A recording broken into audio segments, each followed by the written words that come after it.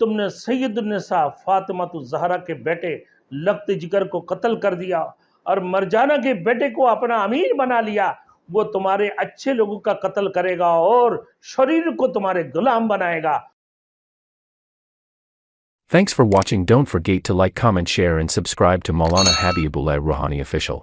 इमाम हुसैन अपने छोटा सा बच्चे शेरखार बच्चा अब्दुल्ला को गोद में लिए और गोद में लेने के बाद और उनके जो है ना भतीजा कासिम के ऊपर जब हमला किया तो सबसे हसीन और खूबसूरत बच्चा था, सबसे हसीन और खूबसूरत बच्चा कासिम ना। उमर इब्न साद ने हज़रत कासिम बिन हसन के सर पर तलवार मारी, वो घिरे और उनके मुंह से निकला, या अम्मा, आए मेरे चचा जान, मेरे मदद करो। हजरत इमाम हुसैन रजी अल्लाह तआला दौड़ कर उनको संभाला और उमर पर तलवार से हमले किया ना।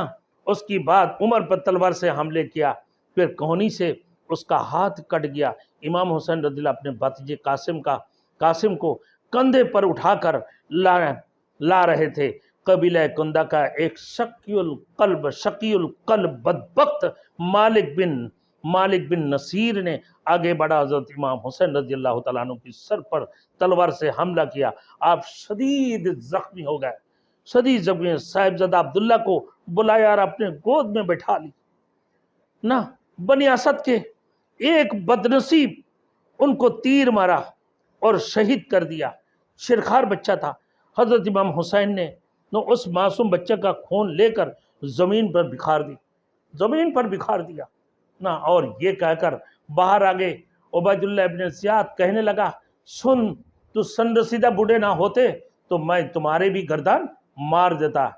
ऐ कौम अरब, तुमने सैयदुन्निसा फातिमा ज़हरा के बेटे लख्त जिगर को कत्ल कर दिया और मरजाना के बेटे को अपना अमीर बना लिया।